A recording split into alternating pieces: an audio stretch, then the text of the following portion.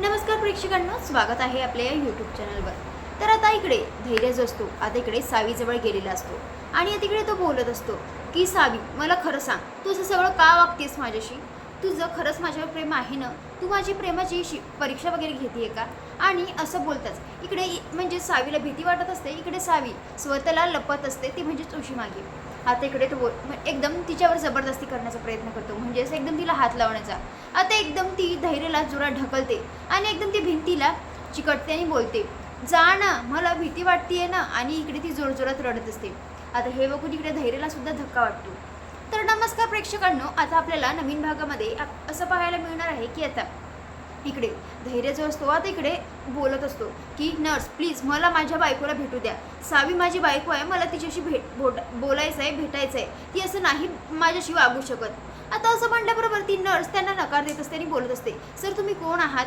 आता इकडे त्यावरती सांगतात की मी माझी ती बायको आहे आणि मी तिचा नवरा, ती मला असं नाही विसरू शकत. आता इकडे त्यावरती बोलते, हे बघा सर, मला कळते तुमची सिच्युएशन, पण प्लीज आम्हाला जरा कोऑपरेट करा आणि थोडं समजून घ्या.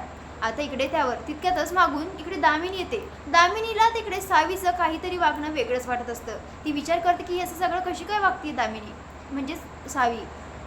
आता इकडे त्यावर ती बोलते, काय रे धैर्य, हे असं का वागतेस सावी, आणि काय झालंय नेमकं? आता इकडे त्यावर तो बोलतो, अगं तूच बघ की ही नर्स ना मला ना काही भेटूच देत नाहीये आणि बोलू सुद्धा देत नाहीये. तू सांग, ही माझी बायको आहे ना, तरी मला का नाही भेटू देते हे? आता इकडे त्यावर ती नर्स बोलते की तुम्ही कोण आहात? आता इकडे त्यावर दामिनी सांगते की मी दामिनी मुजुमदार, म्हणजे सावीची सासू, आणि हे सगळं काय होतंय आम्हाला सांगाल का तुम्ही प्लीज? आता इकडे त्यावर ती बोलते, प्लीज मॅडम, जरा तुम्ही कोऑपरेट करा आणि तुम्ही शांत व्हा, तुम्ही बाहेर जा, तुम्हाला सगळं काही डॉक्टर सांगेलच. तितक्यात आता इकडे यांचा आवाज ऐकून तितक्यात तिथे डॉक्टर येतात आणि बोलतात की काय झालंय? आता इकडे त्यावर डॉक्टर इकडे धैर्य बोलतो, डॉक्टर तुम्ही सांगा की तुमच्या नर्सला आम्हाला सावीला का नाही भेटू देत आहे हे? आता इकडे त्यावर डॉक्टर सुद्धा त्यांना हेच बोलतात की हे बघा, तुम्ही जरा शांत व्हा धैर्य, आणि हे बघा मी आता तुम्हाला जे काही पण सांगणार आहे ना ते तुम्ही शांततेने ऐका. आणि आता इकडे ते सगळं काय सांगतात, हे बघा, सावी जी आहे ना ती सगळं काही विसरलेली आहे आधीचं, म्हणजे जसं आपल्या मोबाईलमधला डाटा डिलीट होतं तसंच तिच्या दिमागातलं सगळं काही डाटा डिलीट झालेला आहे. इतकंच नाही तर ती स्वतःचं नाव सुद्धा विसरली आहे की तिचं नाव सावी वगैरे होतं म्हणून. आणि आता इकडे हे सगळं सांगितल्याबरोबर त्या बिमारीचं नाव वगैरे सांगतात. आता इकडे धैर्य तर त्याला मोठा धक्काच बसतो, त्याला काही सुचत नाही, त्याच्या डोळ्यातून अश्रू टपटप गळत असतात. आता इकडे दामिनी बोलत असते की असं हे सगळं काय होऊन बसलं? माझ्या सुनेचा आणि माझ्या लेकाचा आता कुठे संसार सुखाने चालू झालेला होता आणि हे सगळं मदत काय होऊन बसलं? आता इकडे धैर्य जो असतो आता इकडे डॉक्टरांसमोर हात जोडतो आणि बोलतो की हे बघा डॉक्टर, तुम्हाला जे करायचं ते करा. ज्या देशात जिथे तुम्हाला कुठे शिफ्ट करायचं असेल, जिकडे हॉस्पिटलमध्ये शिफ्ट करायचं असेल तुम्ही तिला करा, पण प्लीज तुम्ही लवकरात लवकर तिचं ट्रीटमेंट करा आणि लवकरात तिला दुरुस्त करा. आता इकडे त्यावर ते बोलतात, हे बघा, आम्ही यावर आता इकडे दुसरं काहीही उपयोग करू शकत नाही, आम्ही आमचा प्रयत्न करतोय. आता असं म्हणल्याबरोबर एकदम धैर्य चिडतो आणि त्या डॉक्टरचा कॉलर धरतो आणि बोलतो, असं कसं काय म्हणू शकता तुम्ही तर डॉक्टर आहात ना, तुम्ही काहीही करू शकता आणि काहीही करा, पण माझ्या सावीला लवकरात लवकर बरं करा. आता इकडे त्यावर डॉक्टर बोलतात, हे बघा दामिनी मॅडम, जरा यांना सांभाळा. आता असं सिच्युएशनमध्ये आपल्याला शांततेने हँडल करायला हवं आणि तुम्ही सावीची सिच्युएशन समजून घ्या. आता इकडे दामिनी कसं बसं त्याला समजावत बाहेर नेते. इकडे आता इकडे धैर्य बोलत असतो की आई तू सांग ना, असं कसं काय सावी मला विसरून जाऊ शकते? मी आता तिची नजर अशी नाही बघू शकत, ती माझ्याकडे कशी नजरेने बघतीये जसं मी तिला म्हणजे कोणी लागतच नाही. अगं खरंच ना, तिने माझ्यावर इतकं प्रेम केलं होतं ना, तरी सुद्धा असं कसं काय वागू शकते ती मी? आता इकडे तो म्हणजे त्याचा हाल बघून त्याचे रडणं, म्हणजे तो खूप रडत असतो. आता हे बघून इकडे दामिनी मनातल्या मनात विचार करते की धैर्य, मला तुझी सिच्युएशन समजतीये, तुला काय वाटतंय आणि काय नाही, पण माझ्यासाठी तरी आता हेच बरं आहे की सध्या सावीला काहीच आठवू नये. जर तिला सगळं काही आठवलं ना तर तू माझ्यापासून दुरावशील, म्हणून मला असं वाटतंय की सावी जशी आहे तशीच बरी आहे. आता इकडे तो बोलत असतो, पण काही झालं तरी आता इकडे मी सावीला भेटणारच आणि मी बोलणारच. आता इकडे त्यावरती बोलते, हे बघ धैर्य, जरा तू शांततेने घे, आपल्याला सावीची सिच्युएशन बघावी लागेल, आपल्याला तिच्याच कलेने घ्यावं लागेल. आणि आता इकडे तो जाणार तितक्याच समोरून भाऊ येतात. इकडे भाऊ बोलतात की धैर्यराव, हे काय होऊन बसलं आणि हे तुम्ही काय केलंय? सावी कुठे, ती कशी आहे? आता इकडे त्यांचे प्रश्न चालू झालेले असतात. इकडे धैर्यला काही समजत नसतं काय सांगावं आणि काय नाही. इकडे दामिनी बोलते, भाऊराव तुम्ही आणि अनुराधाताई कशी आहात? अहो आम्ही येणार होतो, पण इकडलं हे सगळं आता इकडे त्यावर भाऊ बोलतात सगळं काही व्यवस्थित आहे, म्हणजे अचानक सगळं काही घडलं आणि आता इकडे ती स्वतःला आवरण्याचा प्रयत्न करते, पण माझी सावी कुठे आहे, कुठे गेली माझी सावी, मला तिला भेटायचं आहे. आता इकडे धैर्य सांगतो नेमकं काय झालं ते, म्हणजे स्मृती गेली वगैरे. आता हे ऐकल्याबरोबर इकडे भाऊरावांची तर पायाखालची जमीनच सरकते.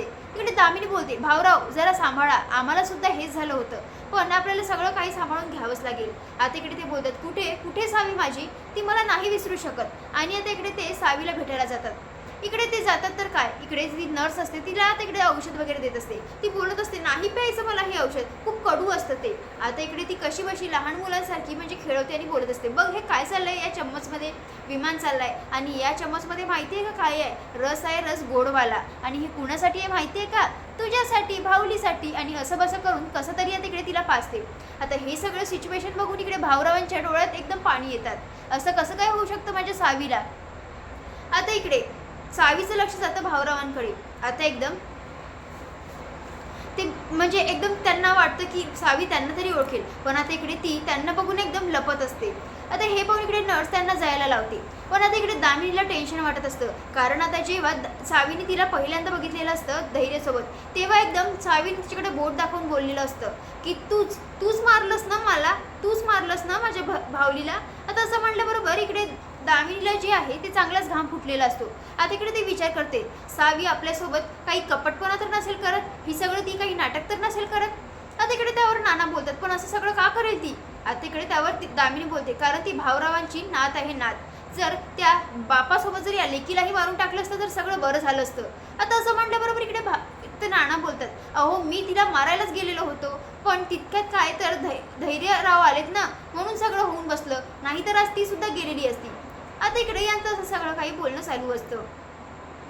आता इकडे धैर्य जो असतो इकडे खूप रडत बसलेला असतो, त्याला समजत नसतं. तिथे भाऊराव येतात आणि तिला सांभाळतात, त्याला सांभाळतात, बोलतात, हे बघा धैर्यराव जरा स्वतःला आवरा, म्हणजे स्वतःला सांभाळा, कारण ना आता सावीला आपल्याला हँडल करावं लागेल, तिला तिच्या कलेने घ्यावं लागेल. आता हे सगळं काय होऊन बसलं काही समजत नाही आहे आम्हाला सुद्धा.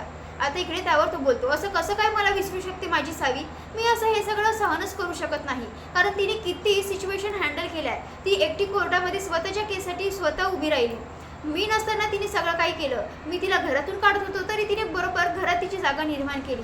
इतकंच नाही तर सगळं काही व्यवस्थित तिने हँडल केलं आहे, त्या गुंड्यांची सुद्धा ती माझ्यासाठी लढली. आणि आता इकडे धैर्य बोलतो की इतकं सगळं तिने माझ्यासाठी केलं, मग माझ्या आयुष्यात का आली ती, असं मला अर्ध्यातून सोडून जायचं होतं तर. आता इकडे तो असं सगळं काही बोलत असतो. इकडे भाऊ त्यांना समजवायचा प्रयत्न करतो, पण आता इकडे तो काही समजत नाही आणि तो बोलतो की काही झालं तरी सावीला मला आठवावंच लागेल, तिला सगळं काही आधीचं आठवलंच पाहिजे, माझं प्रेम आठवलं पाहिजे, मी तरी आठवलं पाहिजे, बाकी मला काहीच माहिती नाही. आणि म्हणून आता हाच विचार करून आता इकडे तो सावीकडे भेटायला गेलेला असतो. आता इकडे भाऊंना घरून तिच्या आईचा फोन आलेला असतो. आता इकडे ती विचारत असते, कशी आहे सावी भाऊ. आता इकडे भाऊ तिला काहीच बरोबर सांगत नाही आणि हेच सांगतात की आता इकडे तिची जी तब्येत आहे ती सुधारतीये, पण आता तिची स्मृती गेली याबद्दल ते काहीही सांगत नाही. तर प्रेक्षकांना हा भाग कसा वाटला मला नक्की कमेंट करून कळवा. पण आता इकडे धैर्य ही सगळी सिच्युएशन कशी हँडल करेल आता हे आपल्याला पाहायला मनोरंजक ठरणार आहे. धन्यवाद.